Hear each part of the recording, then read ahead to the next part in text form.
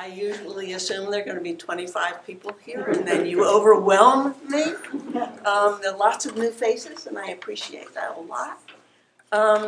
The board has asked me to do something for the past couple of months, and today I remember. These are cards, 3x5 cards, and what we want from you, and I'll put some more cards back there, is what kind of programming are you interested in? I mean, we know what we're going to do in April and May, and I think we now know what we're going to do in June.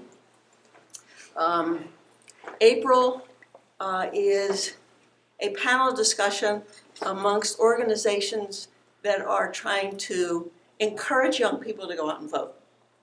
So groups like Jolt, Move Texas, Sunrise, Deeds Not Words. They've all agreed to come and talk about what they are doing to get the vote out. In May, I can't remember the name of the gentleman or what the topic is. You'll find out soon. In June, I think what we're going to do is to have something on ranked choice voting, because May 23rd is the runoff, right? The primary runoff day. And I want to know how many of you want to get rid of the primary runoff day, right? So we're going to talk about alternatives, runoff elections, and I think that that's sort of perfect timing for that. Today, a topic that has been in the news every single day that I have been listening to the news for the past 2 weeks, and that is disinformation. How do we recognize it? Where do we know where it is? How do we prevent it from being propagated by us? We had a panel, about 2 years ago, talking about the difference between disinformation, misinformation, and facts. This time we're going to concentrate on disinformation and exactly what it is. And so Mike will moderate as usual, and he will introduce our distinguished panel today. Thank you all for coming. Well, thanks everyone. We obviously picked a topic that resonates with a lot of folks right now. Obviously it's been in the news lately, especially with the Russian interference, and maybe we can get into that a little bit here. As usual, we'll go through and let each of our panel members have a chance to talk for a while, give us some insight in their views. Then we'll have a brief discussion up here. I'll ask maybe a few additional questions, and then we'll open up through the audience for question and answer. And I suspect there will be quite a few questions and answers today. This is usually a very lively group and probably more motivated than usual on this particular topic. So again, thanks for showing up on this lovely spring day in the middle of February. I know you have a choice of many places to go, many things to do in Austin. We appreciate you showing an interest in how our community and how our democracy is working to show up here. So, having said that, let's start. We're going to go down to the very end there with Jessica Collier. She is a research associate with the Center for Media Engagement and a doctoral candidate in the Department of Communication Studies at UT. Her research areas explore how media organizations and technology platforms interact in ways that can be beneficial or detrimental to democracy. Currently, she's exploring issues related to misinformation and partisan memes on social media, as well as how the phrase fake news can have repercussions for real news and its journalists. Jessica. Great, thank you. It's a pleasure to be here. I apologize in advance for this little bit of a cold that I have. Thank you, Texas Allergies. First, I'd like to say, contextualize a little bit of the work that we do at the Center for Media Engagement. Right now, we're working with fact-checking organizations to better understand how we can write fact-check headlines so that people retain correct information, and how we can make fact checks engaging or something that people want to seek out instead of just sort of an addendum to the real news. What I'm going to talk about today applies to disinformation as well as these other types of false content that we might sort of happen upon based on our friends and family members sharing and maybe that didn't intend to. And I'm going to focus primarily on social media as the space where this happens. I think when we think of false content or disinformation, we conjure up this mental image of it happening on Facebook or Twitter or something like that. And with more people going to social media for news than picking up a newspaper, that becomes increasingly important.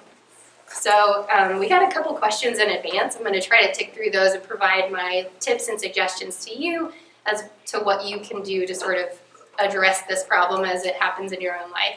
So how to identify disinformation or misinformation. Oftentimes with these sort of morally questionable scenarios, follow the money is the phrase that comes up. And in the case of disinformation, this is also something you can do. So on social media, sponsored posts appear differently. That's sort of paid advertising. Facebook now has an ad library that you can go to sift through political advertising in particular. It'll tell you who paid for the ad. If that organization is one you've never heard of, then maybe a little extra Googling to determine whether that's credible or legitimate would be useful. Additionally, just copy and paste a headline and Google it. Oftentimes this will bring up fact checks. You'll be able to determine whether that's accurate information or not. My favorite example of this, that I have a favorite, is with my mother. Oftentimes we think of disinformation as something that can be bad news or negative news, and as we've seen this week, North Carolina Breaking News was a Facebook page that got taken down by Facebook, and it was primarily taking these feel-good stories about police departments across the country, changing them so that they were attributed to the Winston-Salem Police Department, and then posting them on Facebook as true. People were reaching out to Winston-Salem saying, your police officers are so great, and none of these stories were attributable to them. And so this is just another example. My mom actually shared the story with me last year. She says, did you see that thing on Facebook about Reggie the dog?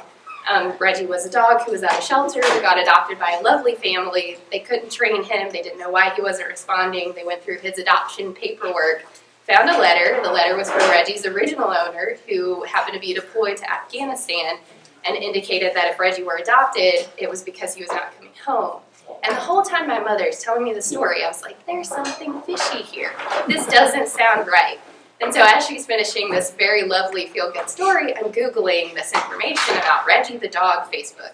The thing that comes up is a Snopes article from 2008. The story has been circulating on the internet for 11 years. And I had to break it to my poor mother that it was false. Her response was, I'm never going to believe anything on Facebook ever again. Maybe we shouldn't overcorrect that way. But we should understand that maybe these feel-good things sometimes can have political tinges, and so we need to take them with a grain of salt as well. And then finally, identifying this information. If the source has a web page, check it out. And I would encourage you to do this last, because the way that these pages make money are if you click and go to them. So if you've done your due diligence, you're still not sure whether this is a legitimate or credible source, then last resort, check it out. And then how can we determine when we share information that we're sharing responsibly? And I would encourage us to check our own motivations first. So ask yourself 3 questions. Am I sharing this because 100,000 other people have shared it? Am I sharing it because it agrees with my political views? Or am I sharing it because it angers me? And when we go back to how people share real news content, we know that popularity in this sort of viral news increases the likelihood that we share or engage with something. When we share news because it agrees with our politics, that's something that happens. And also, anger is something that makes us much more likely to share or react to information. If you feel anxious, that's actually a good thing. That can attenuate or limit your probability that you'll share something. So that's something to look out for. And then sort of do that due diligence that I mentioned. So check your own motivations, address those 3 things, and then say, okay, let me sort of do my fact checking, especially if it's questionable information or if it's political information that comes from a source that you're not super familiar with. And then if you sort of work through this decision tree of, okay, I've checked all these boxes off, and you get to the end and you determine that this is probably false news, flag it, report it. I feel like because we're all here, we have this moral imperative now that when we see news that's false, you should report it to the platform that you're on. And with Facebook, it's super easy. You just go to report, and it gives you a host of options for what to select. False news is one of them, so making sure that we're being responsible ourselves. Bots and foreign agents, I don't have a ton of expertise in this area, but what I will say is platforms have been making a lot of changes since 2016, some of them for the better, some not. But one of the things that Facebook in particular added is this page transparency tab. And if you click on that, it exists for any Facebook page, not for individuals, but for organizations. It'll tell you the year that the page was created. So if that was something that happened 2 or 3 months before an election cycle, that should be a red flag. It'll tell you where the administrators for that page are geographically located. So if it's primarily posting US political news and everyone else is in a different country, that should be a red flag as well. So paying attention to those things that are available to you. And then sort of circling back to everything, what attracts people to these sort of alternative facts, or I hate the phrase fake news, never say it, but that. And it's primarily these motivations that we have. So the motivations that we have for consuming any kind of information. And I mentioned them, it's that virality, the popularity, your political beliefs, and anger even. So our emotional attachment to information. And this is important on social media in particular because people who are high social media users are more easily misinformed. And so maybe just taking a pause on consuming your news there, because I think a lot of us go to Facebook or go to Twitter or something, and we trust that that news is going to come to us. We don't have to go looking for it, but our friends are just going to share it and we'll see it, and that's how it happens. And maybe we should start turning to seeking out our news on legitimate news sites that we've trusted and know, instead of trusting that our friends will share that credible information with us. And so those are sort of my broad overview tips on this topic. I'll pass it along. Thanks. Did I get this straight? You were fact-checking your mother real time? Yes.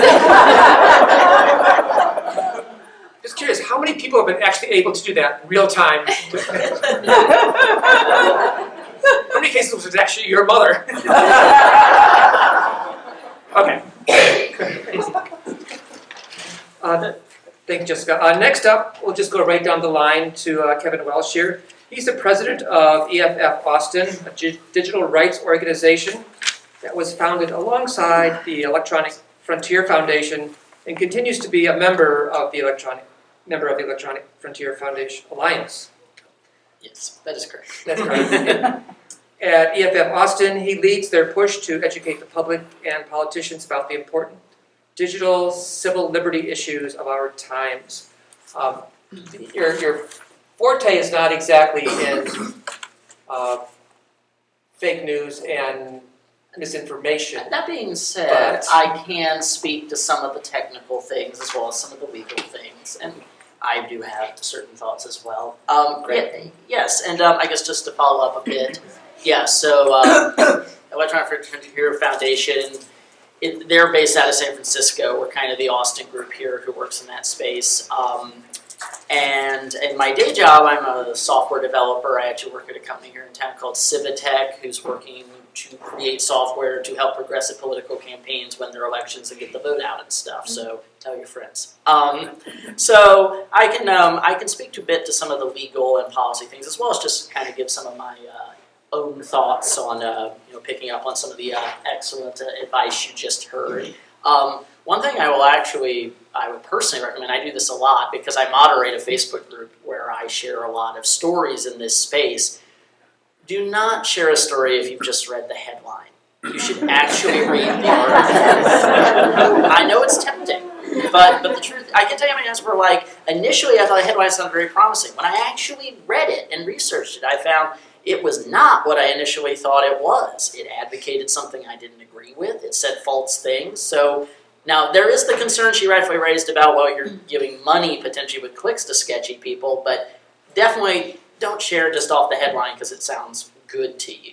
And what I can speak to, speaking about disinformation efforts, so there was an article I just read the other day, and not to politicize the topic, because frankly, fake news happens on both sides of the political aisle. It happens every country on earth. Like, you should be aware that essentially every country on earth, US, Russia, China, but everybody has a dedicated disinformation arm, propaganda arm, who works for their government, who sows disinformation, lies, and favorable stories for their geopolitical goals on the internet. So it's kind of a free-for-all. And one way this manifests, and I would actually recommend, I just read this article, and it's a pretty informative article, but there's an article that just came out in The Atlantic called The $1 Billion Campaign to Re-elect the President. That is a really good article. It is. Now, it's slanted to a certain political perspective. At the same time, you're learning some really useful information about the scale of these operations and some of what these people are doing. And what I thought one of the most useful facts that came out of that you should know about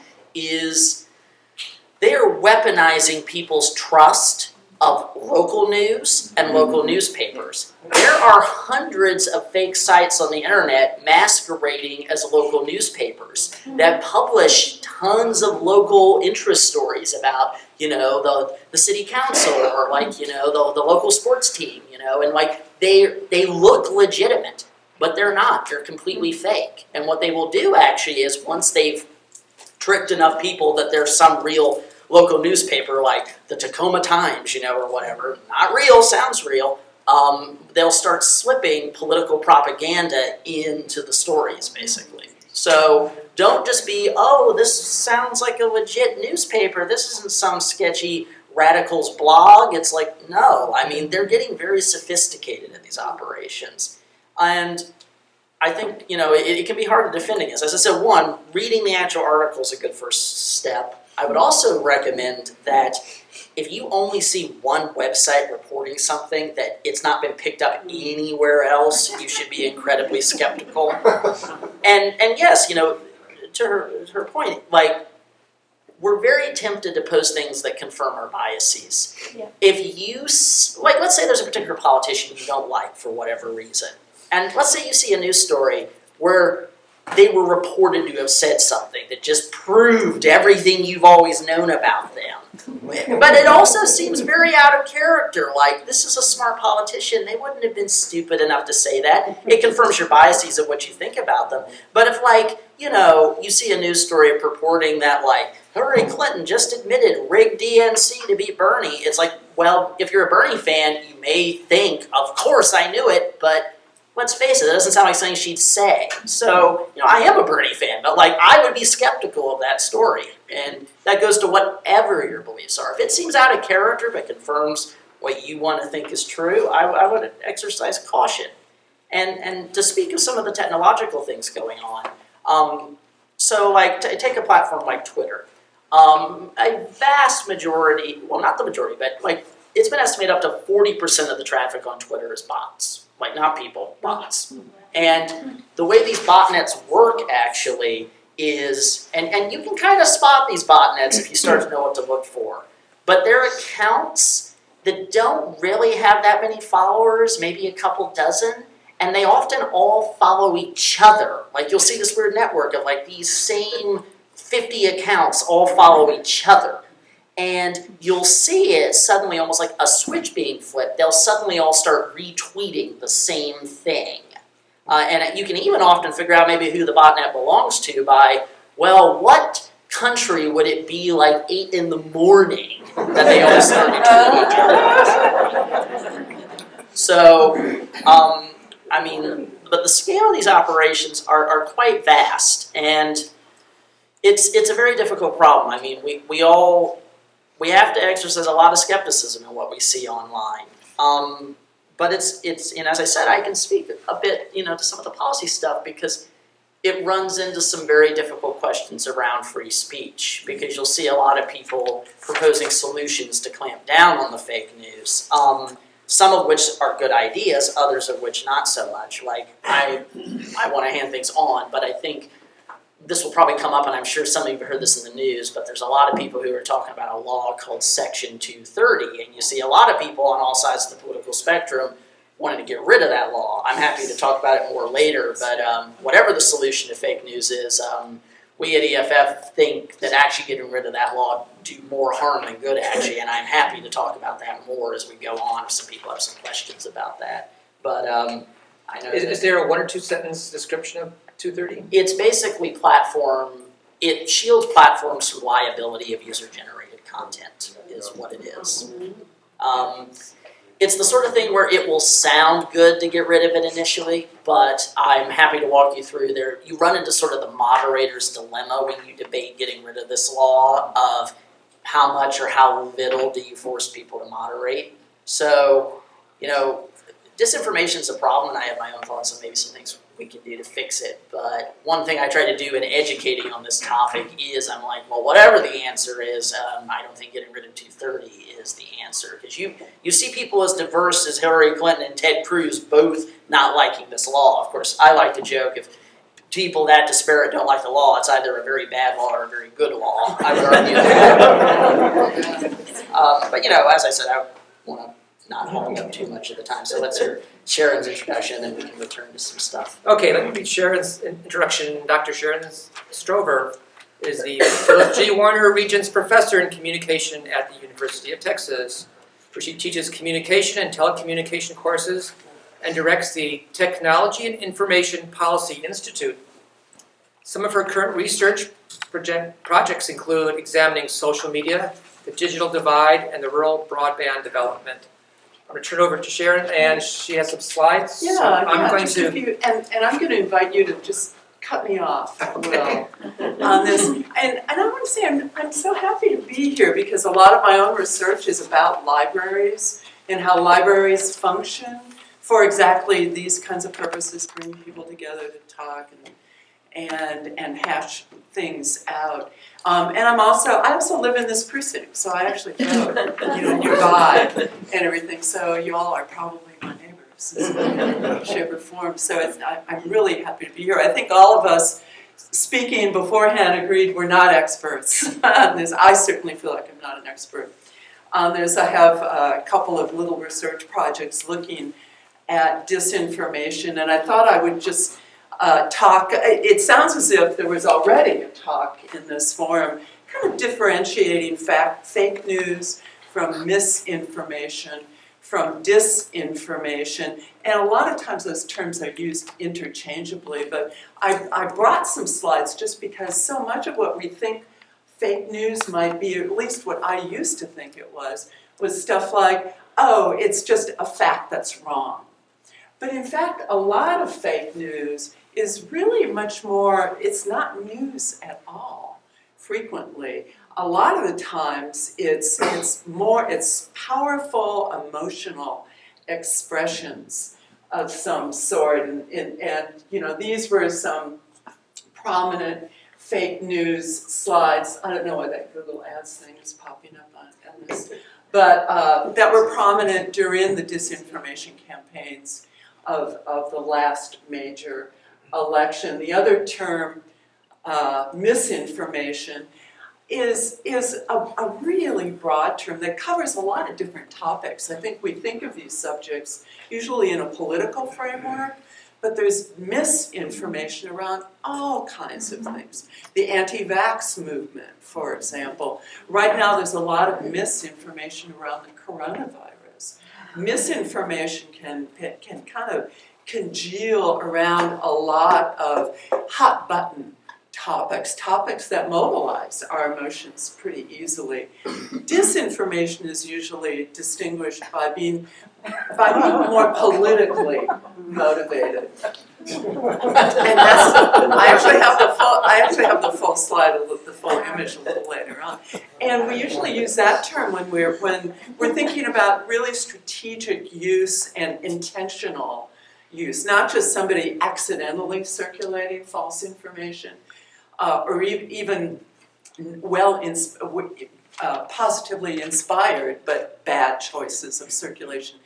Disinformation, it usually is strategic, and it's that term that is often used with respect to country or state with the capital S sorts of intentional information warfare campaigns. So we were asked to kind of comment on spotting possible disinformation, why people share, what we can do to share responsibly. And I just thought, since my team has been looking really carefully at what seems now like a century ago, the 2016 election, all of you have probably read at least a little bit about those Russian inspired ads. They actually only spent about $100,000 on those ads. Yeah, you think it'd be a lot more.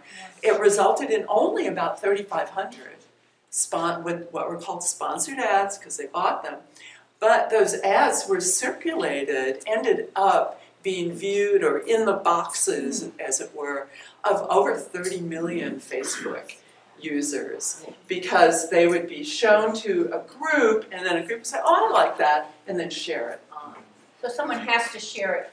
To get that far, yes. Yeah, And that was the strategy that the Russians used, and will continue to use. And everybody uses that strategy. And that's why it's so important to be careful about sharing, because one could really quite inadvertently begin to distribute, and once another person in that group redistributes, and that's the essence of virality, right? That's the way a virus works. Well, And now just sidebar real quick. it's so easy to share now. It's That's very easy. And just sidebar, that's the point of those Twitter networks that all like each other. To get something to go viral, you need mass sharing immediately. So they're exploiting the way the algorithms work.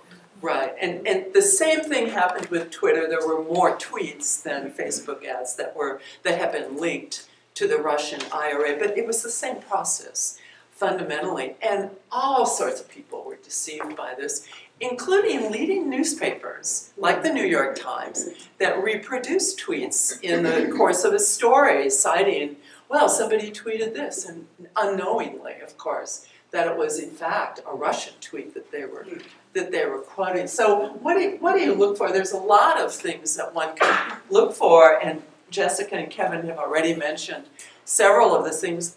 So I'm just going to be a little bit redundant, but in this, and I'm sorry, it's probably kind of small for folks in the back, but in the case of the Russian IRA, they created a whole lot of kind of fake organizations playing off existing organizations, and they targeted African Americans, they targeted the Black constituency a great deal in 2016, and they created Black Matters. It's not Black Lives Matter, it's Black Matters. And if you're not careful, you think, oh, it's Black Lives Matters. I agree with that organization, but that's not the organization.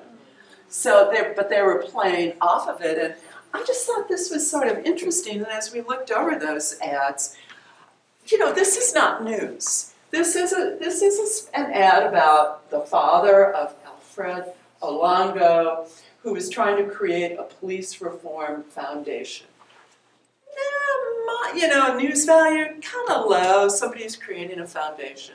And that's a lot of what was in the ads. In fact, what we're doing right now from those Russian ads is we're looking at a subset. It turns out there were about 50 events that the Russians tried to organize on the ground.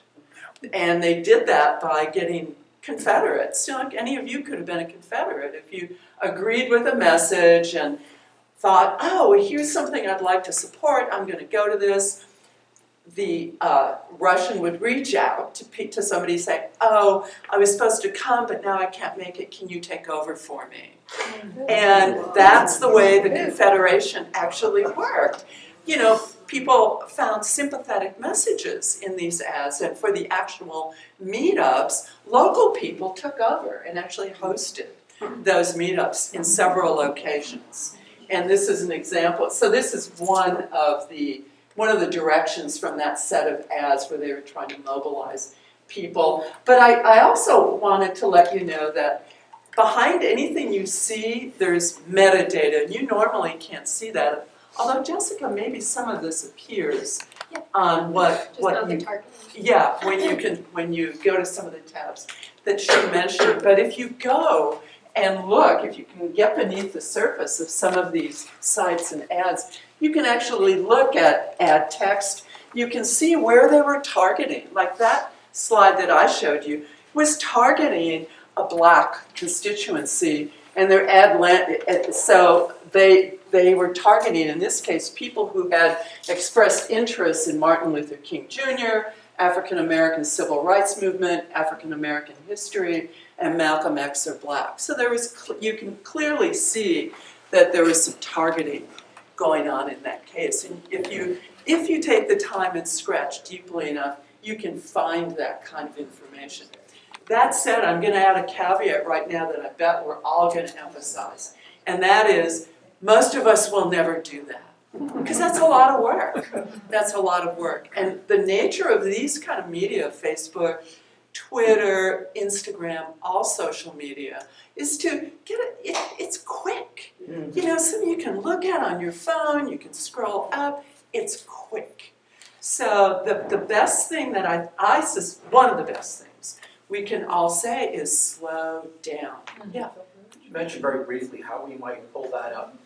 Jessica, well, this is actually from the set of data that Congress released that they could trace back to the Russians. So this was actually all public released in a data file, but this is also on the tab now for contemporaneous. Yeah, ads. for political advertising in general now, you can go to adlibrary.facebook.com and you can search for specific issues or topics or by whatever candidate might be putting advertising out there, and you can search ones that have ran in the past and ones that are running currently.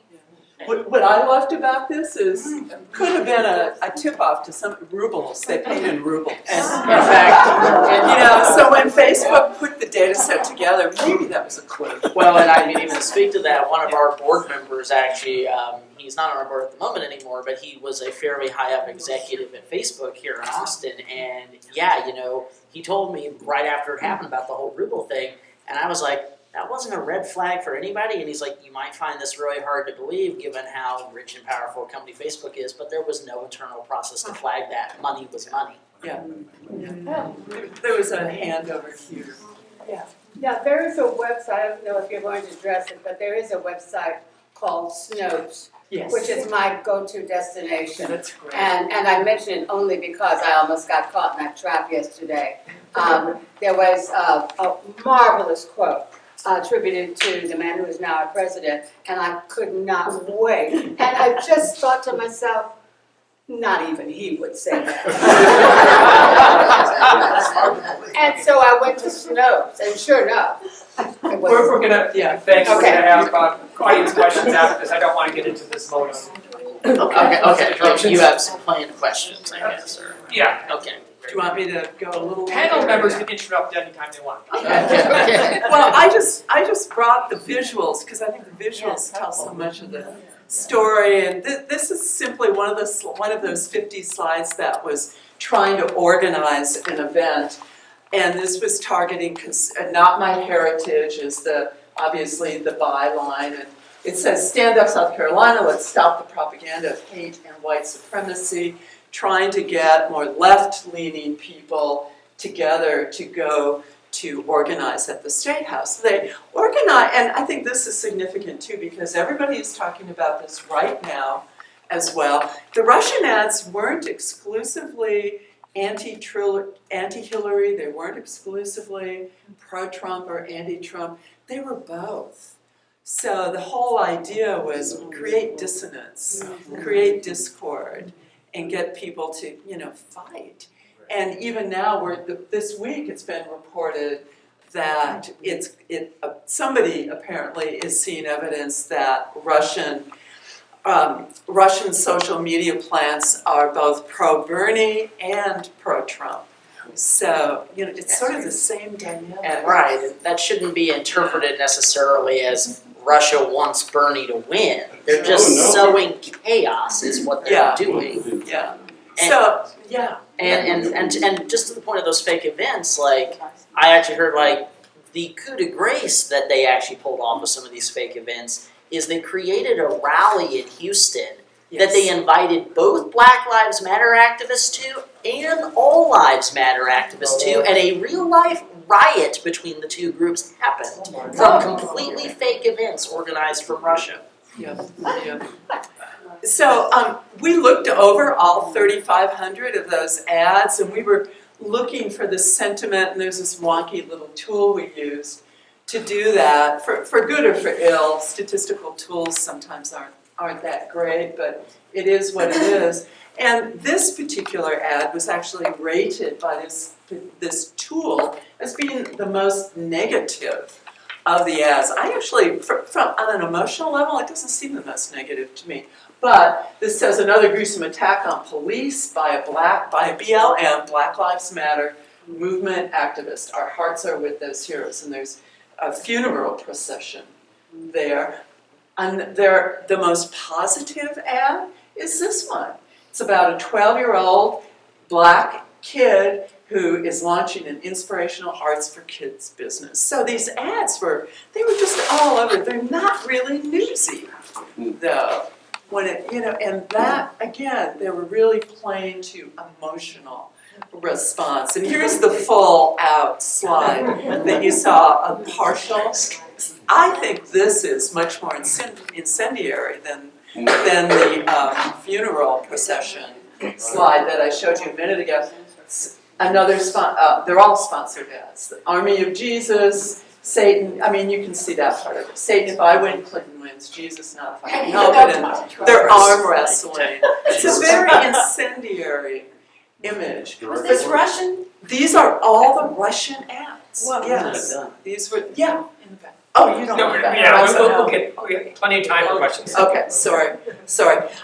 Mark, just to bring it up to date, these same techniques are still being used, and the viral social media platforms are just excellent for sort of rumor mongering. And a week or two ago, that the coronavirus had hit Houston and was being harbored, or that there was an epicenter in Asian food markets was being passed around.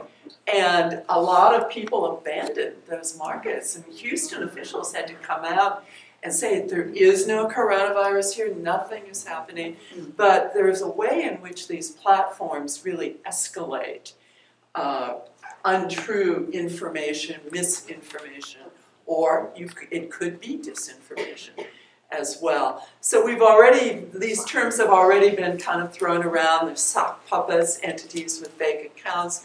Bots these artificial entities that circulate mis or disinformation. These are all apparatuses that are they're creations of the social media form.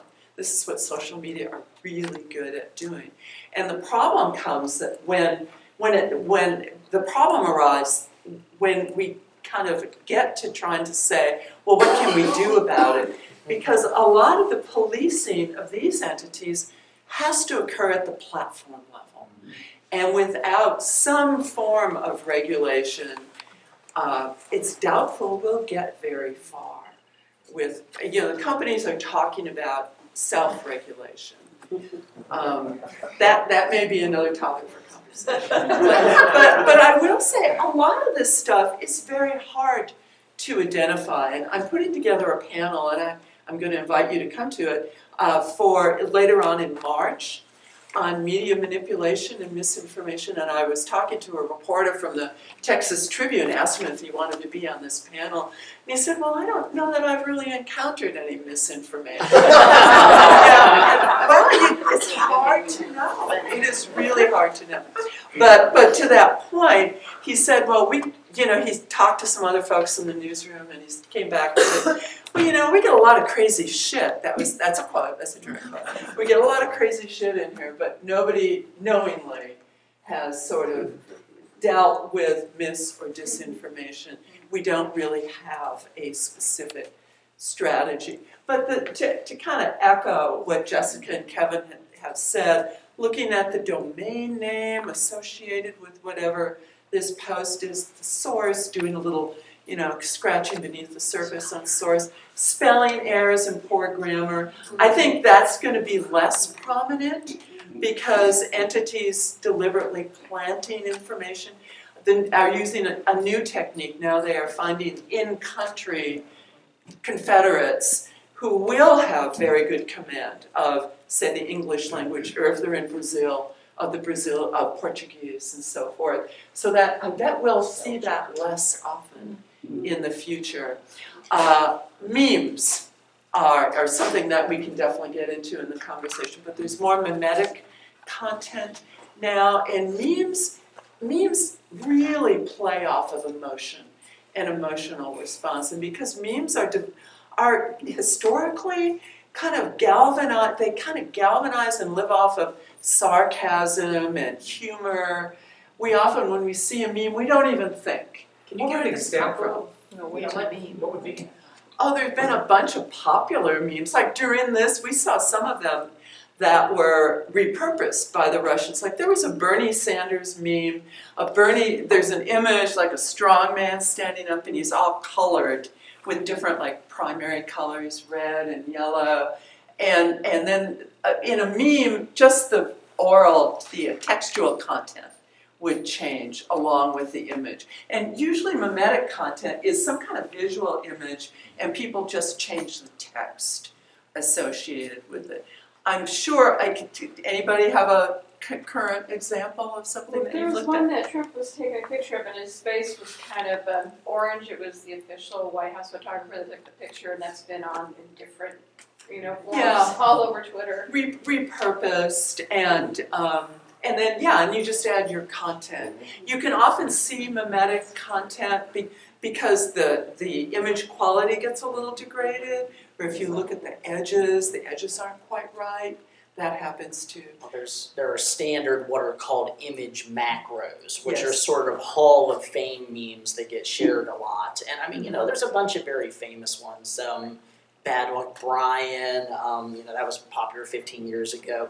But they're what? Kermit with the Oh, T. Kermit with the yes, T. yes. But to be clear, like memes, you may think, well, they're just, hilarious, Dada, surrealist humor. It's like they are actually highly weaponized political propaganda a lot of the time. To give you a very recent example, certain less civil online Bernie supporters have started a meme about Pete Buttigieg where they've started saying he looks like the Chuck E. Cheese mechanical rat, and they will do memes around this of him juxtaposed with that rat because they're making the point he's a rat. Yeah. So it's funny on the face of it, but a little insidious.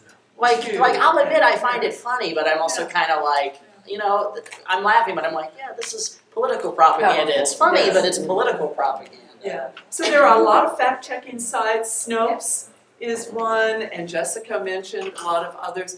Images are really tough, and I think in 2020, a lot more of the disinformation strategies will make more of images and less of text, like what we saw in those Russian 2016 ads. They're pretty texty. I think that's going to be minimized. I think we're going to see a lot more images that are pithy and powerful. And I would second that, and actually to speak from the technical perspective, so speaking as a software developer, the ability to create incredibly convincing fake images and audio is, if you haven't encountered it yet, it's getting scary good. Yeah. To the point I recommend, there's a site you should visit called thispersondoesnotexist.com, and you will see all these pictures of what look like completely real people. I promise you, this isn't like CGI. They look like photos of all of you. The famous one of Obama speaking, maybe some of you saw it, that came out, 2 years ago? Yes. Like 2018? Uncanny. It's very difficult to detect. And that to the it's point, not. none of these pictures on this site are real people. They're generated by, a deep learning neural network, basically, that's just learned what people look like. Mm-hmm. They also can perfectly simulate people's voices now. So basically, I guarantee you at some point in this election cycle, there's going to be a video that will drop that will seem to show one of the candidates saying something completely disqualifying to their supporters. And that video will probably be fake, but it will be incredibly hard for the candidate to argue it's fake because it's going to look real. And although I don't have research to back this up, maybe Jessica does, we seem to recall these visual images more powerfully than we recall a lot of text. So it's hard to unsee those videos and those deep Yeah, fakes. we can't show that Satan one, it's now in my head. Well, I'm never going to win the argument. Yeah. This just one more slide. I just wanted to show another site is Bot Sentinel. If anybody, do any of you use Twitter? No. You know, Twitter. I have a few Twitter users. Twitter is not as popular as Facebook. Facebook is hands down the world's biggest social media site, but there's a site called Bot Sentinel that looks at the presence of bots. And I just looked this morning, and they were tracking the troll bot accounts associated with hashtags. And as of about 1 o'clock, hashtag MAGA was leading today. You can see some of the other But ones they're here. not all pro-Trump. One of them is Trump as a Russian asset. So Yeah. they're not all pro-Trump. And just to the point of manipulating visuals, there was actually in its own right, it was a little contentious, but there's a Hollywood director, producer, Kathleen Kennedy, who went to give a talk at a girls' school, and they had she had these T-shirts. It was a feel-good moment for the women, and well, it was appropriated. The T-shirt, now here says Allah is female, and the text, which you can't see, says new I love to travel hashtag, so it's on Twitter, for all the liberal ladies out there, prove how these peaceful and hospitable Islamic countries are by hitchhiking through them in these bold new shirts. Because Allah is female hashtag. So it's so easy. Any one of my students could have done this. Any one of them. Any one of them. What did the original T-shirt say? It says the force is female because she was on Star Wars. Star Wars. Okay. That she's with Lucasfilms. So I can end there, and Okay. if these are worth looking at, we can look at them later. I suspect there may be a lot of people waiting patiently to ask questions. I have one or two that I'd like to just throw out to the panel. And that are, what are your thoughts about how to deal with family and friends who post things that are obviously wrong? I'll give you an example. A family member posted something of political nature on Facebook that was clearly wrong. Another family member very politely said, I don't think this is true. Here's the Snopes article that explains why it's not true. Their response was, anyone want to guess? Fake news. I don't believe anything on Snopes because Because, well, in right-wing circles, Snopes has now become, they're a political propaganda rag. So I took a deep breath, knowing that my main goal here was to stay in a good relationship with this relative, not to show them off.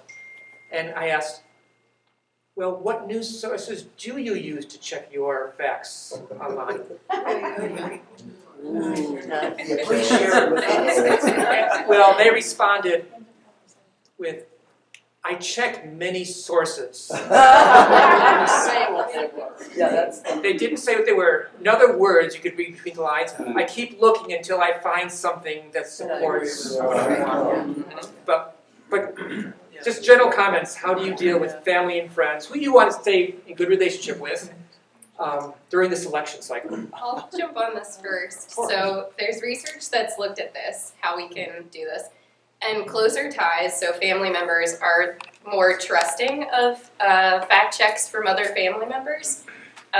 So I guess my suggestion would be if you're particularly close to that person, go for it. If you're not, don't. You might risk being unfriended or blocked. And then on top of that, when you do fact check them, you need to say something like, don't delete this. Like, I appreciate that you shared this. Here is some correct information. Please don't delete your original post, because usually what happens is if people get fact checked, they're kind of embarrassed by that, or they wish they hadn't shared the false content, and then they delete it. So then all the people that have shared it but not been fact checked are the ones that exist out there, and so that creates a problem in and of itself. But that's just what research would say. I totally agree with you. My best friend's mother is totally responsible for sharing a lot of false content, and she has defriended her daughter now. Oh, dear. So I am responsible for communicating facts to her. First of all, certainly in the digital civil liberties space, we find that there's actually a lot of ideological diversity, because actually, believe it or not, caring about your privacy is one of the few things liberals and conservatives still agree on, actually. It's one of the few things where I don't want the people I don't like spying on me. So you can reach people on both sides, but it means I actually interact with, you might have gathered I'm a fairly liberal person, leftist person. But I interact with some more libertarian or even downright conservative people. And yeah, part of what I have to do in my job is try to sort of accomplish my objectives and what I care about without alienating those people. It can be tough sometimes. I think you first have to just understand that, you know, you're not going to convince certain people not to believe certain things.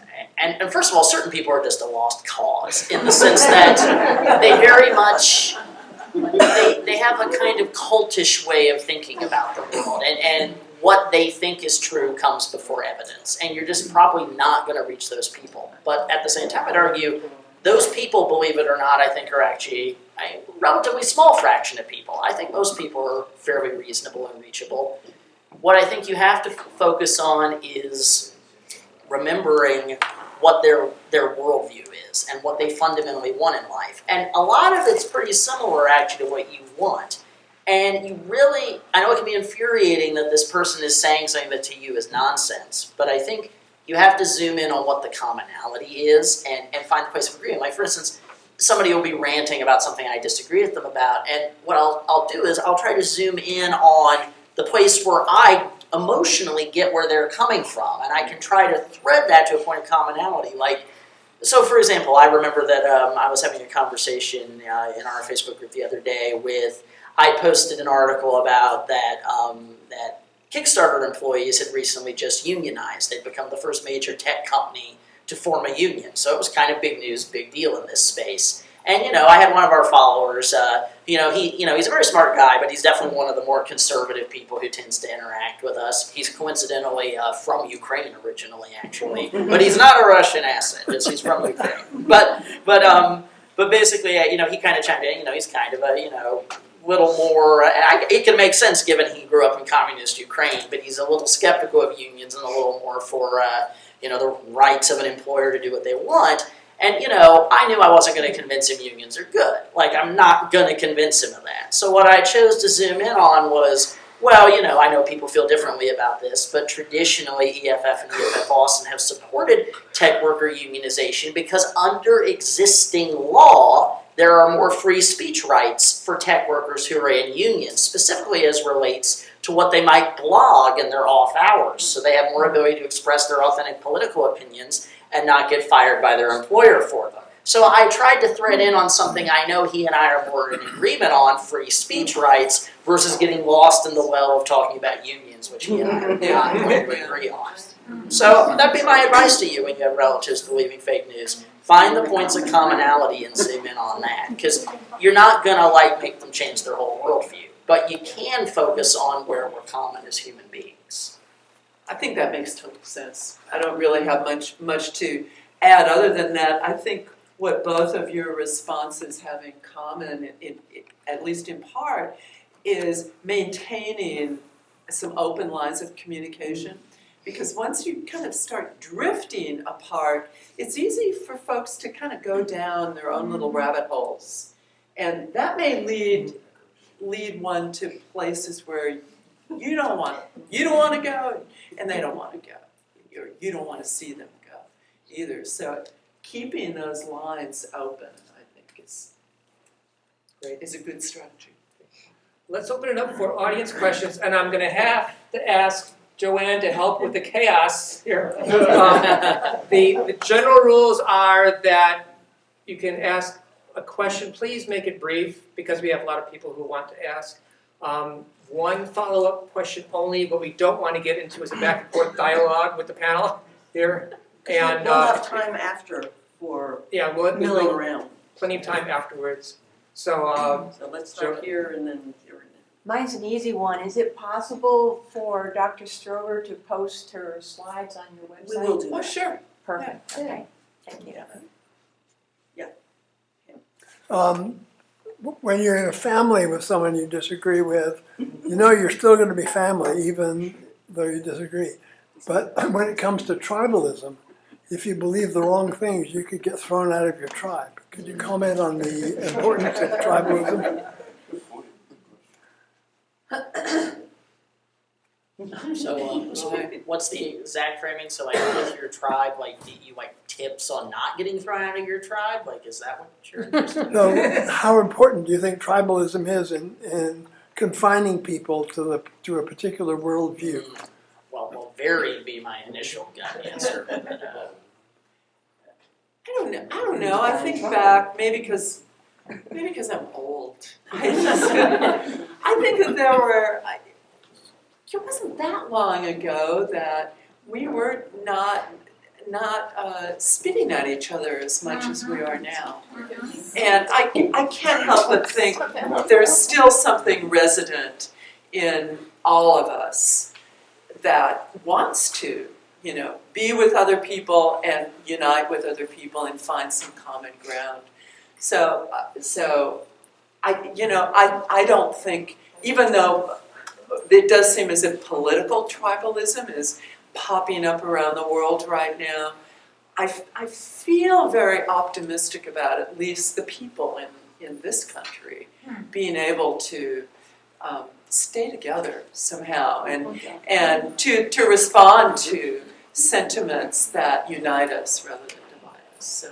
And I mean, I think I would agree with that, George. I mean, well, first of all, I'd say, this country, for the feelings of doom and gloom in our country, we're nowhere near the darkest times in our country. I mean, we literally had a civil war at one point. So, first of all, yes, it's fractured right now, but I think it's hyperbole to claim the worst it's ever been. It's not.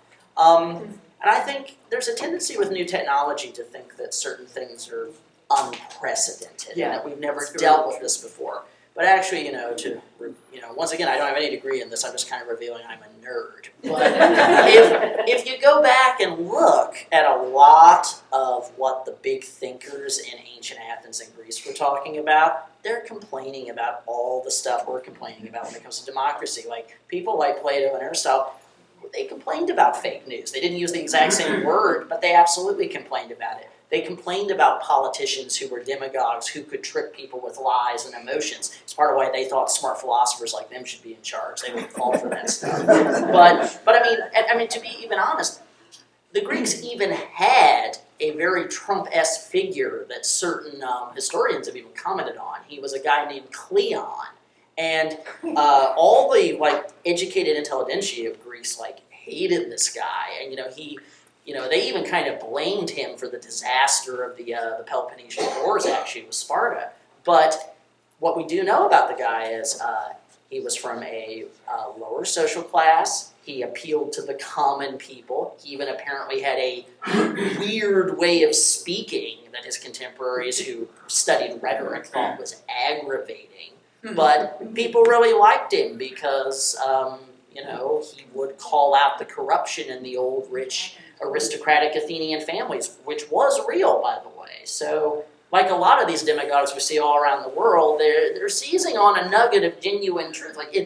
That's why fake news, I concur, I don't like the word, because it implies that everything in the news is fake, and it's often not. What it does is, it seizes on some truth that there is a real emotional grievance around, and then it injects false content into that truth and amplifies that existing grievance. But none of this is unprecedented. They're literally, I forget exactly, I learned about this very recently, but I think this happened in France, where there was a whole phenomenon of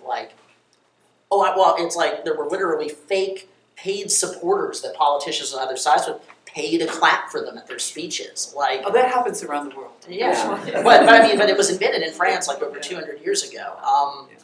So, technology just makes it so that this stuff is cheaper and easier for anyone to do, but humans are humans, and the fundamental dynamics of knowing what the truth is, that's always been hard. Yeah, I think with respect to populism, it's important to recognize the way that technology has amplified the reach and the speed of these messages. So it's doubtless contributed to fast movements of political opinions, and I think the challenge of this decade is going to be to figure out how we can respond to that. And some other governments have tried to come up with strategies, and most notably in the European Union, Sweden issued a report more than a year ago based on a lot of research and actually came up with very explicit, modest, I would say, strategies for what to do about disinformation campaigns and what the government should do. They included as a strategy a literacy campaign. You know, how do we educate people? You know, the reason why you wanted to come here, learn a little bit more about this. You know, rolling that out nationwide so it's, you know, a little bit more present among people. So Dale next, and For those of us that don't use social media, and I'm curious to know how many people here don't use it specifically because of this reason, what should we watch out for when we don't do this Facebook stuff and the tweet, whatever those other things are?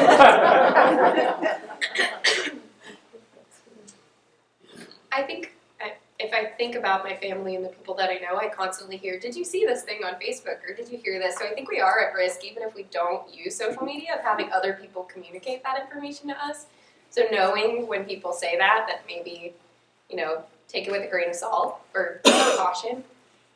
And on top of that, tweets are so popular in real news articles now. Like, they're just such a, like, journalists slide them in to support whatever it is that the article is saying. Including those tweets from the Exactly. And so even if you're consuming real news, seeing that journalists are sort of sliding those in there or using them as indicators of public opinion is really problematic. So recognizing that even if this is real news that I'm looking at, and there's something that's from social media in here, like pumping the brakes and looking at that more So carefully. does that mean like when the president tweets, it could really not be him? I don't think that's the case. I will say that. So those are That would probably get caught. Sometimes. The thing is, people do try to fake being prominent public figures. For somebody as big as the president, it would get caught so quickly because there's people who literally monitor everything he tweets 24/7. Yeah, but if he agrees with it, he'll probably retweet it. He might, but I mean, but to your point, like you're like, how am I at risk even though I'm not on here? Right.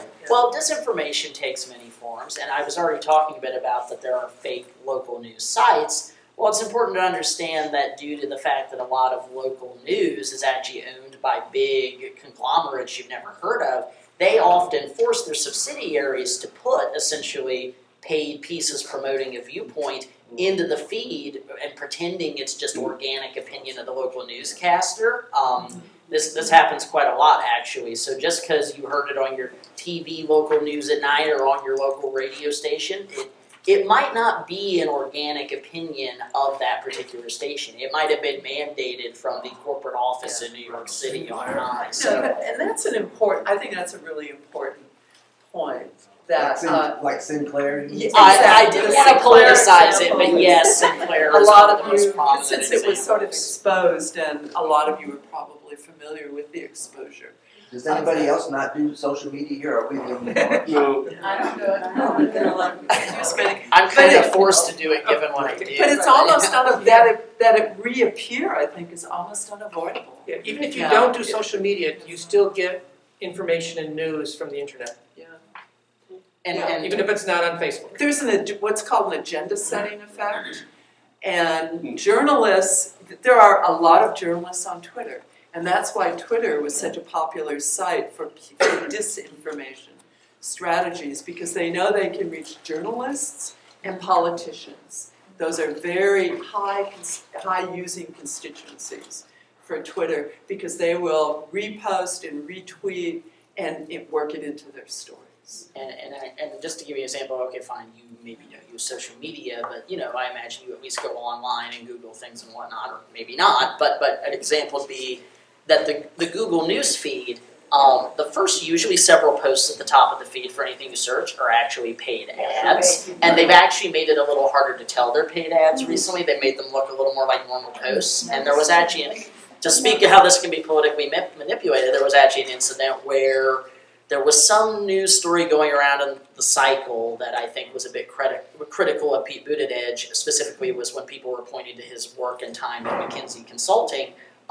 His team, they didn't like that when the first thing when you Googled him, you'd find out about that story. So they actually paid Google to put an ad that would appear first that would like link to actually, let us debunk this story going around and Pete's awesome. But to somebody not looking very closely, it wouldn't be obvious it was an ad. So it's, even just because you're on social media, there's all sorts of ways to be deceptive about this stuff. Thank you.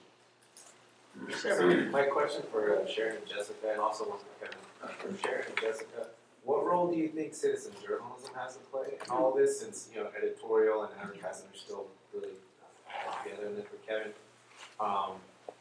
do you think it's more of a design or ethical solution?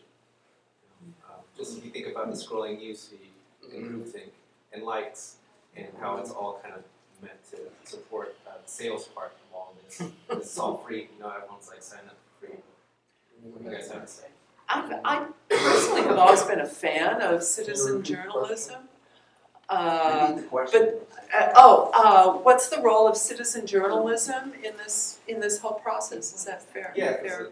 editorial advertising is Because it's local, so to the extent that the local journalist can really be in touch with local circumstances and local concerns, on the face of it, that would seem to be a positive thing to me. Citizen journalism is less, it's not confined by the professional, I would say standards or rigors of journalism. I'm in a school of journalism now, and that socialization to standard journalistic practices is important to the profession.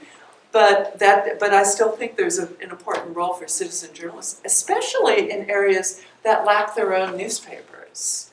And increasingly, we are bereft of local news in the state of Texas. We are losing a lot of small-town newspapers here, and there's also a succession problem. Many of those newspapers have, they're on their last editor, and they're looking for an inheritor, and there's nobody there. So I would hope that citizen journalism could have a role there.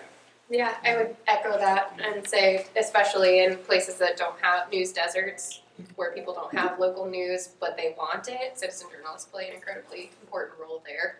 And if they can sort of overcome the false content that might be circulating because people are looking for news, then that's important. Before we leave this topic, please define Citizen journalism. Well, citizen journalism, it's a kind of loose definition of a person who writes not from a standard organizational perspective or with an organization and contributes his or her content to some other platform. It could be a local organizational site. It could be a platform that he or she starts. You mean like a columnist? Yeah, a blog could qualify as citizen journalism, for sure. In fact, there's a number of local citizen journalists in Austin. Like there's a man named Ken Martin who runs the Austin Bulldog, which is actually does some pretty decent investigative reporting. I'd say actually, to give my own quick thought on that before I answer my question, I'd just say I think citizen journalism, I tend to be a fan of it. I think it's distinguished a little bit from just some partisan screaming on their blog by that it's somebody who has a little bit of an effort to try to be objective and factual in their reporting and whatever their own personal views are. You can never entirely remove bias, but they're trying to be more professional about it and not just, I hate these people and I'm going to be on my soapbox and whatnot. But to answer your specific question to me, to get into some of my own personal opinions, I think paid amplification actually is a lot of the problem. I guess to pivot back to something I said at the beginning, because I feel I have an opportunity to say it and I think it's important to put it in the discussion. So I alluded a little bit to Section 230, to go into a little more what is that. So there was a law passed in the late 90s called the Communications Decency Act of 1998. It was, essentially it was an attempt to regulate pornography on the internet because a lot of conservative lawmakers were very upset there was pornography on the internet. The Supreme Court struck down most of the law as unconstitutional, but there was a single section of it they left in place called Section 230. It's this quiet little law almost nobody's heard of. I would argue it's actually the reason you can enjoy the modern internet and why it even works. What Section 230 basically says is, it says that a site that allows the upload of user-generated content cannot be found liable legally if the content uploaded is illegal in some way. So if you have Time Warner Cable as your internet provider and it's supporting a site and it gets you to that site, if you see something pornographic, Right. Time Warner is not going to be, or it's not Time Warner anymore, it's Spectrum. Right. They're not going to be liable. And even It insulates. even further than that, if a site that lets users upload content like Facebook, if one of their users uploads pornography or uploads a copyrighted song, Facebook can't be found liable for that user doing that.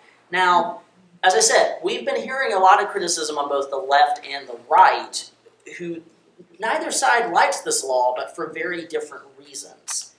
The criticism on the left usually boils down to it allows platforms to not, because the way the law works is it gives the platforms discretion. I should emphasize that. The platforms are not forbidden from taking down user-generated content. They're just not mandated either. It basically says the platform is the arbiter of what is on their platform. And so, like, if the platform discovers content they don't like, they can take it off. It's just not, they're not like legal, they can't be sued if it was like this illegal thing was on here and you didn't take it down. The left tends not to like this law because they think it allows a lot of hate speech to exist on these platforms. The right tends not to like this law because platforms can say like, boot Alex Jones off their platform, and the conservatives can scream all they want about free speech, but it's the platforms, they're a private company, it's their business. So neither of them like the law, but for very different reasons. The thing is that I would argue we have to think about what would happen in a world if we didn't have that law. And yes, the law is not perfect. And a lot of bad content can get on the internet because, as we've seen, maybe people like Mark Zuckerberg don't always execute the best judgment about what they should and shouldn't moderate. But the alternative is potentially even worse. And I recommend you check out, there was a recent editorial published by one of the early EFF lawyers, a man named Mike Godwin. I think he published it in Wired, I don't remember exactly, but it's under the title of something like, were the early internet visionaries wrong, or did they get it wrong? And he kind of talks about, I see a lot of people saying fundamentally the problem online right now is that there's too much free speech. People can say anything, including all these lies. And he basically argues, I would argue, if anything, we don't have enough free speech online. We need even more. And he points out, like, people who want to get rid of Section 230 are really not thinking the implications through. Because let's say you get rid of Section 230 and platforms decide to go the route of, well, we could get, if it's discovered we have anything illegal, we could get sued into oblivion. They're going to hyper-moderate to the point a bunch of legitimate speech gets censored. I don't think we want to live in that world. On the other hand, let's say they go the other route where they're like, oh, well, fine, people will sue us, we'll pay the fines, and we're just going to pretend we don't see any of it. Then places like Facebook are suddenly going to look like 4chan and 8chan and just unmoderated racist cesspools, which I don't think anybody wants either. The whole point is that the platforms can handle their own moderation. And it's in their interest to do some moderation because they want to create a platform people want to be on. So with the existing framework, they aren't going to get sued into oblivion if they miss some bad content, but they also can actively try to get rid of it because it's in their interest to do so. So I don't think getting rid of Section 230 is the solution. I think we need to far more look at paid algorithmic amplification. The fact that people can pay to artificially boost these posts makes it where this content appears far more popular and like far more people agree with it than they actually do. And so, the tech companies do need regulation. I just don't think it takes the form of like removing the 230 liability. We need to strongly regulate them around what they're allowed to do with our data. And I think we also should take a look at regulations around how you're allowed to boost content. Like, I'm not saying there aren't legitimate reasons why somebody maybe shouldn't be allowed to pay to get people to get more eyeballs on something, but it's Wild West right now, and I think that's where we need more and stronger laws. Thank you. Yes, ma'am. Yeah, I just had a sort of a follow-on question. You've given a lot of really good information. There was an article, probably last year late, on Harper's about who goes Nazi.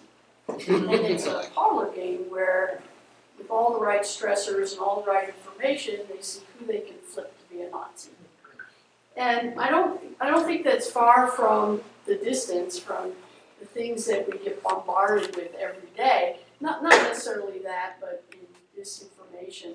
So in your role as experts in this area, or people who are communicating with us how to identify disinformation, we assume that you're legit. Oh, you might want to fact check my background, just in case. Exactly, I learned that Could be a today. bot. But my bigger concern is as a society, and we see this path, what do we do other than fact checking our neighbors on Facebook that I don't use either? That's my bigger issue, is how does this ship seem to get righted that has so much disinformation every day coming towards you? I mean, as people, I mean, I can read every day about the scam. Social Security calls me 400 times a day. And I'm just concerned that how do we right the ship with people who have lots of knowledge like yourselves? It's a big question. And I think it's all wound up with a lot of changes in society, a lot of changes in our work lives, and a lot of changes in the way we use time as well. This might seem just really far too optimistic, but I do think that carving out spaces and time to be with other people is important. Like the Who Goes Nazi thing. Who Goes Nazi are people who spend too much time on their keyboards, following up links and going deeper and deeper and deeper and deeper. As opposed, and a kind of a counter vision is an environment in which we engage each other a little bit more and turn our time away from being alone, alone with our machines, which one popular writer wrote a very, very famous and widely read book back in 2011. Her title of her book was Alone Together, because you're alone with your computer, but you're together with other people online. Some of that's good, but boy, a lot of it is bad too, but it does not substitute for the kinds of interaction, the kinds of what I would call emotional stability and emotional support and connection, that one gets in a face-to-face environment. Yeah, I would agree with that. You said, Who Goes Nazi? And I think on average it's 7 comments in a comment section of newspaper articles before someone mentions the word Nazi. So it doesn't take long for discourse to degrade in those spaces, and I think that sort of anonymity lends itself to that. So this idea of being more in person with folks is probably the right move. I first have to just say, interesting, actually the gentleman I just mentioned earlier, Mike Godwin, he's actually the namesake of what's known as Godwin's Law, which is literally that any internet discussion eventually devolves into calling the other person a Nazi. He observed this all the way back in the early 90s. And I guess... Yes, sir. With the interest of keeping an eye on anything we see and hear, you mentioned Snopes. Is there any indication that it's either mislated or hijacked in any way? And second, are there other good alternatives that you might list that we could also look at? Yeah, that's a great question. So PolitiFact and FactCheck.org are probably the 2 most prominent political fact checkers in the U.S. It was a study that came out a very long time ago that looked at whether fact checkers were politically biased at all. And the reason that that study concluded that maybe they were is because more conservatives were being fact checked. And that was just because there was a conservative administration going on at the time. So there were just fewer liberals saying things that could be fact checked in that case. So I pushed back on that a little bit because people have done studies since then to say, hey, fact checkers in general are just trying to fact check everything that's out there, or the most prominent things, the things that are rising to the top of news agendas. So PolitiFact, FactCheck.org, and Snopes I think are 3 very solid options. I can't think of any others offhand, but if I do, I'll. I think those, I agree, those are among the most popular. I'd be curious to get other reactions to some of the platforms that are trying to develop their own systems, like this other slide when the fonts are just impossibly small. But the stuff that's in orange there is a prototype for what Twitter is thinking of doing to flag possible the label on it is harmfully misleading content. But it's coming from Twitter, as opposed to these organizations. And should we trust the platforms? Well, it does get tricky. I mean, if you want one good source that I've learned about recently, especially we talked about like deceptive images, there's a organization called Bellingcat who often dive into like potentially if a picture's been doctored or it's been misrepresented where it's from. They often can figure out, oh yeah, this picture actually was taken, halfway around the world and we found the exact place it was taken and whatnot. So they're an interesting resource on that front. What was that How do you name? spell that? Bellingcat. I'm gonna ask you to write it up.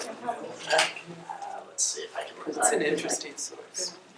Increasingly, there are some newspapers that are supported by donations, like The Guardian, the Texas Tribune as well, that may, their stock and trade is not fact-checking. I do see several articles in those venues that provide alerts to content that we should be skeptical of. And, I think I'd also just say in general, this is, I think, a good rubric in general when you're trying to fact check something. If somebody on the internet is purporting to tell you some big revelation or truth that seems counter to everything you've learned in your life up to that point, I'm not saying that like maybe this is a true thing that you just hadn't encountered yet. Maybe you had a sheltered upbringing in some way, or maybe it's just not a very widely known thing for whatever reason. But like, if it's somebody with a YouTube channel with 2 million followers claiming, I know the reality of history and politics that they don't want you to know, you just maybe be a little skeptical of some of the things they're saying. I'm not saying everything they're saying is a lie. Some of it probably is true. But just if it goes against everything you've ever read on the topic before, you should be a little skeptical and really research it. Dan. It seems to me that it would be helpful if Twitter didn't allow anonymous accounts. And I know there may be some downsides to this from a privacy perspective, but I think they'd be outweighed by the benefit to society. I mean, you did mention that how journalists are now writing stories that I see them consisting of 50% or more just tweets of random users who I have no idea who they are. And this is being spread around as if it's true. So I just wonder what you think of the idea of not allowing anonymous accounts on Twitter. Well, first of all, if you think that just everybody being forced to be transparent about who they are will work, remember I just said you can create completely convincing pictures of fake people. And Facebook forces people to say who they are. That does not stop rampant fake accounts or abuse. And also I'll say there are legitimate privacy concerns about insisting people be unmasked on the internet. Like, for one thing, recently China has just mandated that you literally cannot even log on to the internet without like a facial recognition scan to confirm who you are so they know who you are. So the control potential is vast, first of all. But also, speaking of like communities at risk, say you are LGBTQ in Saudi Arabia, you need anonymity online. You have to have that. So no, I know anonymity causes a lot of problems online, but I would argue the dangers we introduce by completely getting rid of it are far greater. Yeah, it's definitely a double-edged sword. A lot of this presentation is centered around foreign agents, providing this info. But what's the difference between that and like foreign private equity firms, which own a lot of our media? That's quite more is really.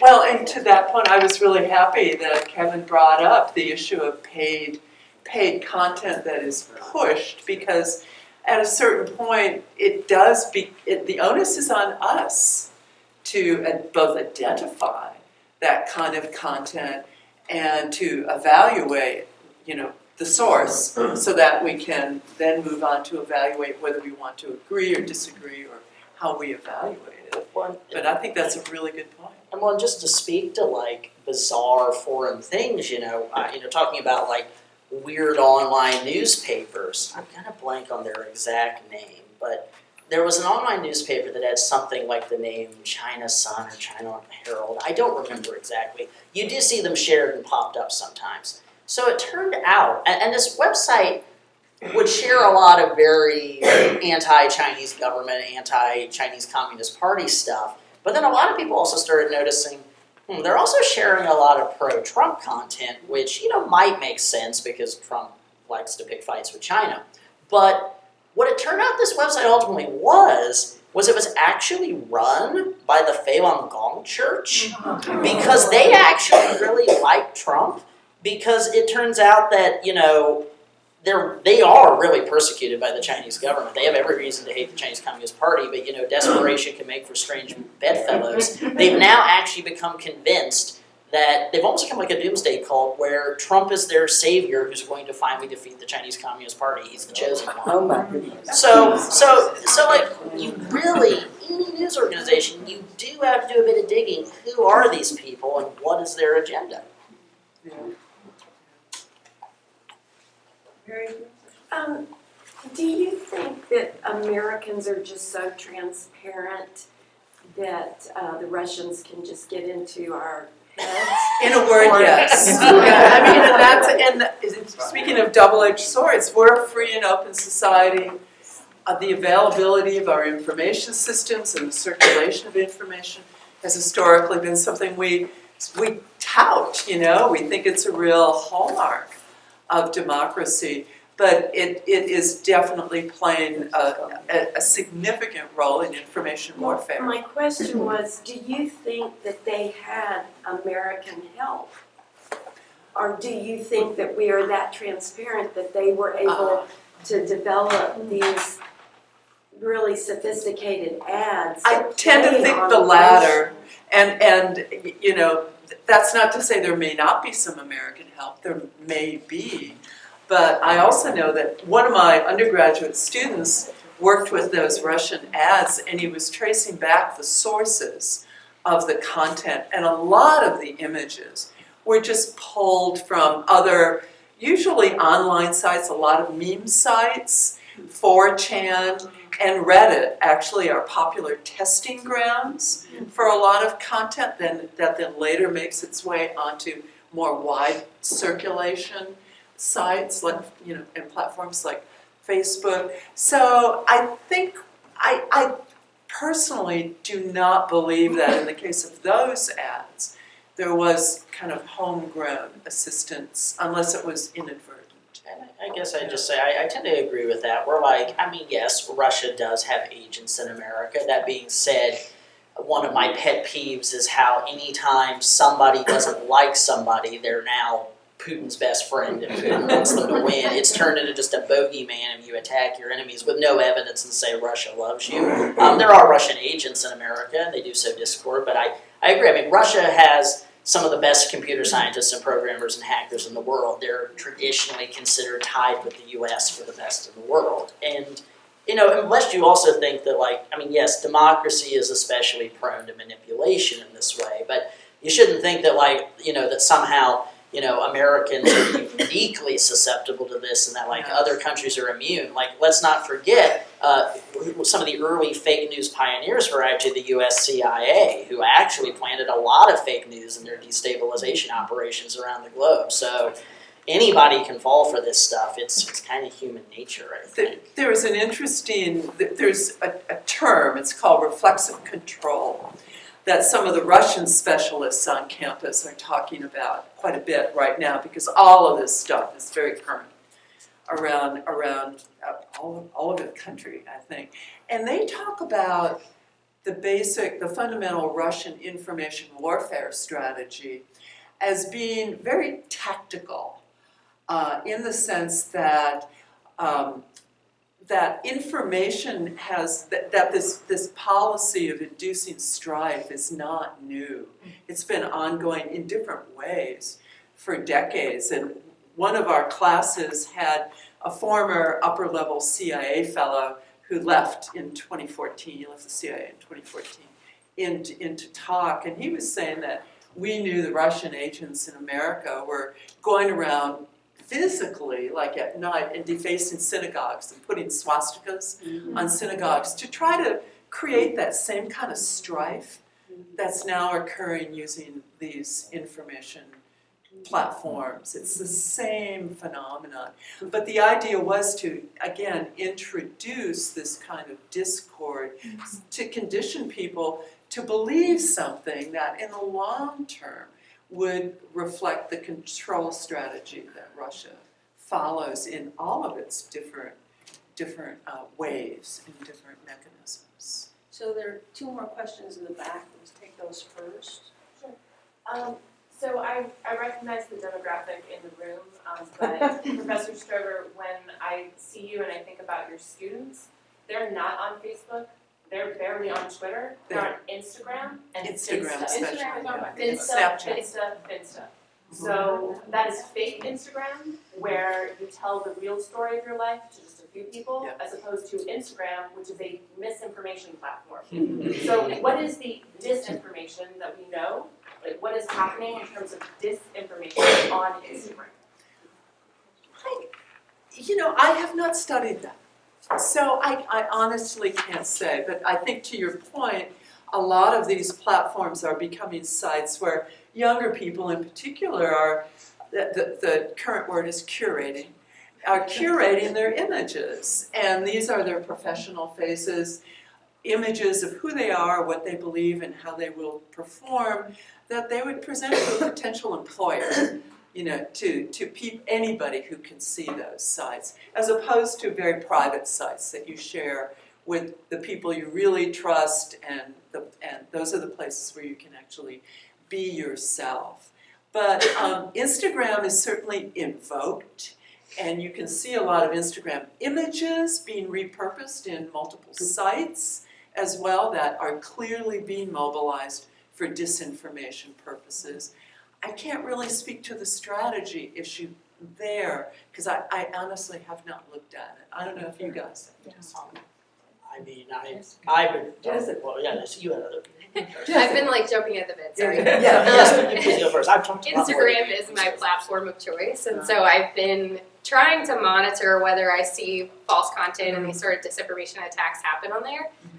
Meme pages like what exists on Facebook exist there as well. One that I follow that's kind of prominent is called Fake News Network.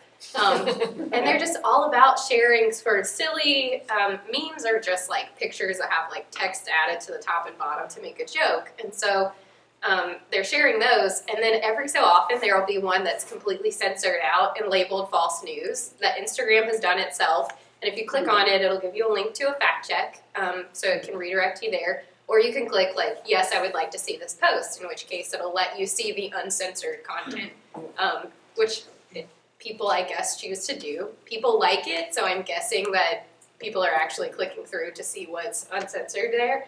But the comments are all making fun of the fact checkers in these cases, which is horrendous to me. So if there's a large fact-checking organization for all of Africa called Africa Check, and oftentimes they'll sort of be very quick to fact-check something before other organizations, and so then people are making fun of Africa Check in the comments, and little emojis and thumbs down signs. It's terrible.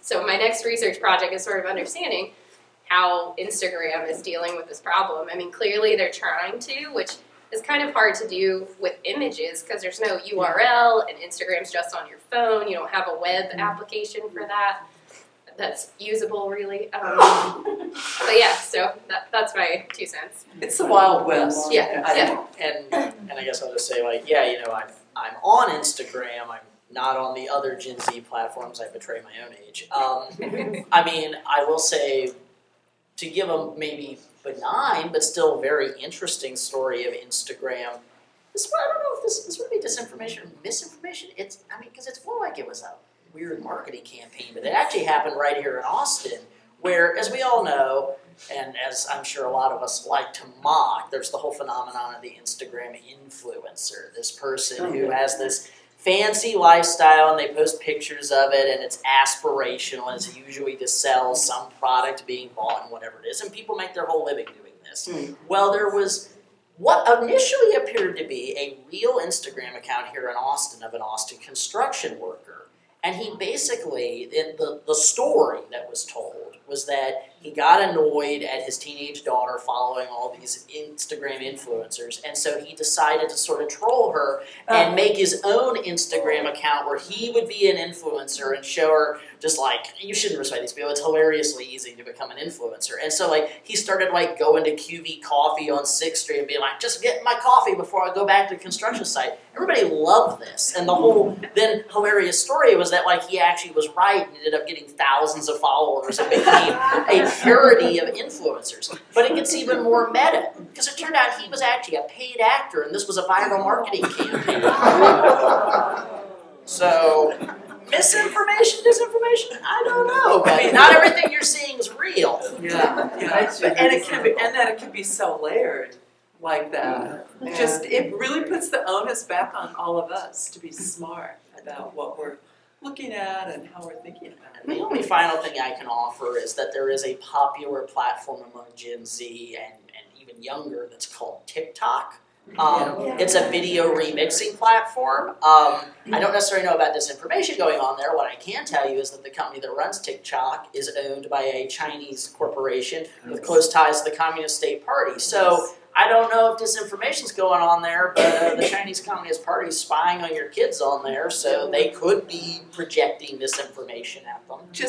And that link to China is sort of interesting, and at the risk of digressing a little bit, all of China's services around the world have agreements with them with respect to the data that they produce, and they all go back to China. All the data that our kid, because it's usually a younger crowd that's using TikTok, it's all going back to China. So nobody really knows what's going to become of that data, who's going to use it. What they want We don't know. We don't know, but it's there. I'm going to take one more question in the back and maybe one more. Yeah. First of all, the Chinese newspaper that Mr. Welch mentioned is called the Epic Times. Thank you. Thank you very much. And I just wanted to second what was said earlier about how it's events like this where people face-to-face talk to each other about this kind of stuff that is the best defense against this kind of stuff. Because I knew how the election was going to go in 2016 when I got up in the morning and the first person I met was at the bus stop and he was screaming into his phone, "I can't believe Facebook took that expletive deleted down just because it was not politically correct." I said, I know who's going to win the election today. So do you have a question? No, that's just my comment. Thank you very much for the comment. I appreciate it. I'm sorry, I don't remember which of you was associated with the study where you used undergraduate students to spot fake news or. My student looking at memes, yeah. Well, I thought it was given to a number of students to see if they could tell what was true and what wasn't. Did I misunderstand the study? Yes, I think so. So she used undergraduates to help her with the study. She did not give them something and ask them. It wasn't like a test that each individual could take to see if they could spot the fake news. But I have done that. I wonder if from a consciousness-raising perspective in the society, where we seem to have lost, and perhaps I'm overly negative, we seem to have lost the ability to critically think, to read and figure out and use our senses to decide what do I want to do with this. And I was just wondering if there was something like that. You know, people love to take little surveys. If it could be used as a consciousness-raising kind of thing for people to say, I'm going to do that because I know I can spell that stuff. And then to find out, well, gee, Maybe not. Even us educated folks can't spot it. Right. So there have been several studies, and I've read some of them. Yeah, and I think it was the Times earlier Yes. this week. They had something like this in the article where you could go through and click on headlines and they would tell you whether they're real or fake or not. And so I think that's sort of the thing that we probably need to see more often is just a casual reminder of like, hey, I'm actually really bad at this. There's a lot of folks who are trying to gamify this practice in order to try to cultivate somewhat better skills among us. My own work looking at these Russian ads, though, just underscores to me, I think they rely on emotional response. And the platforms themselves, focus on quick engagement. So, I love the idea of these, but getting people to really, do it, to really, getting all of us, and I think the folks in this room, you're an aberration because you're, in the sense that you're here, and you want to think about it, you want to know more about it. That's just not a sentiment that's broadly shared to the extent that you can put it on a public agenda, we'd all be better off. And I guess just the one thing I would add, I don't know if this will make you feel more or less pessimistic, but I would say people have always been bad at critical thinking. When you look back to the history of like the witch trials in Europe, the nonsense that spread and people believed, like it was fake news that anybody who thought for a second would be, this is ridiculous. So people have always believed nonsense and not thought about it very hard. It's not a new phenomenon. Maybe that's So we're gonna have to stop, but before we do, there are two things. One is a question, and that is, I've been getting an email from a group that's called Flipside, and I don't know. I do know who they are, actually. So I wouldn't mind hearing a comment about Flipside. If you don't know what Flipside is, it's a list of summaries of articles from both the right and the left on the same topic. Oh, that's different than the flip side I know. Never mind. There's a local group here called that. Okay, no, it pulls information on a particular topic, and it pulls it from things that have been published in various, what I would call reputable journals, whether they be conservative or progressive. But you can see how they approach various topics, and it comes to me every day. So, and it's a different topic every day. So it's for me, I don't know where to go to really see what I would consider reputable information on a conservative side. I can on a progressive side because that's my tribe. But it allows me then to be able to find something that I think is much more reputable. There are a few conservative reputable ones like the Wall Street Journal, the Financial Times, Forbes, you may disagree with them, but yes, they're well researched even if you disagree with them. Right, and that's where they all, it's right here, Flipside. It's Flipside, and it's an email. I'll throw this out because maybe you would like to be a testing ground. There is a professor at UT, he's in the I School, and he works with the Center for Media Engagement, and he works with our group too. Matt Lease is his name. And he's developed a tool that is the slider, and you can look at a certain topic and you can see, I'm doing this because it's my phone. You can have this little instrument on your phone and slide, well, what would a conservative news coverage of this topic be? And then slide it another way, well, what would a liberal source be? How would they cover it? Really kind of interesting. But again, you have to be a news fiend to use that in real life, but I love the idea. I'm looking at Jessica because I think he developed that for CME. Yeah, he's working on that. What is his name again? Matt Lease, Lease. But it's not, he hasn't released it or anything like that. But I bet he'd love to test it. Oh yeah. So look out for it. Yeah. So there is a reason why we were called Common Ground for Texans, right? And so now you know why, right? We try to attract people from all different walks of life, hopefully, to educate us on lots of different issues. And I see lots of new faces today, and If you're not on our email list, I would encourage you to write legibly so that I can put you on our email list.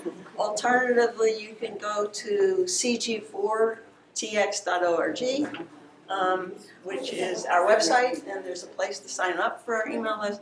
We send 3 emails a month, so you will not get overburdened by emails. And most of them have to do with the next event that's going to take place. So we're trying to do our best to educate people about just various things. If you have a 3x5 card and you have an idea that you would like to hear about, we are more than happy to at least try and go ahead and fill it out and stick it on the table in the back or in the front, and I'll pick it up. Can I make one pitch too? Absolutely. Just for this subject, and I had, somehow this didn't really copy over quite properly, but we're having a little misinformation and media manipulation gathering March 12th and a small workshop on the 13th. But the 12th is open to the public. It's at PCL on campus, the library there. Parking isn't always what parking is at UT, but the PCL is great. We're in this big space, and we're going to have a keynote from the Shorenstein Center at Harvard. Joan Donovan is speaking on Drafted into the Memoirs, Disinformation in U.S. Elections. So that's a Thursday. So we can put that on our Facebook page? Yeah, we would be happy to share that. And I'll give you the right flyer. This didn't come quite right. And I guess just Talking about Facebook pages, Yeah. right? And this isn't directly relevant to this topic, but I'll just make 2 pitches. First of all, and I think this is relevant to your next talk, so my company, as I said, we do a lot of work in the progressive political space. We manage a website called Register to Vote, with a 2 being a number 2. It's great if you need to find out if your voter registration is current and get yourself registered to vote if you moved or something. Tell your friends. Very useful. Also, just say if you find topics about the intersection of technology and law and society interesting, EFF-Austin has monthly meetups downtown at Capitol Factory. They are the 2nd Tuesday of every month at 7 p.m. You can go to EFF-Austin.org or find us on Facebook or Twitter if you want to learn a little more about us. So please help us thank our speakers.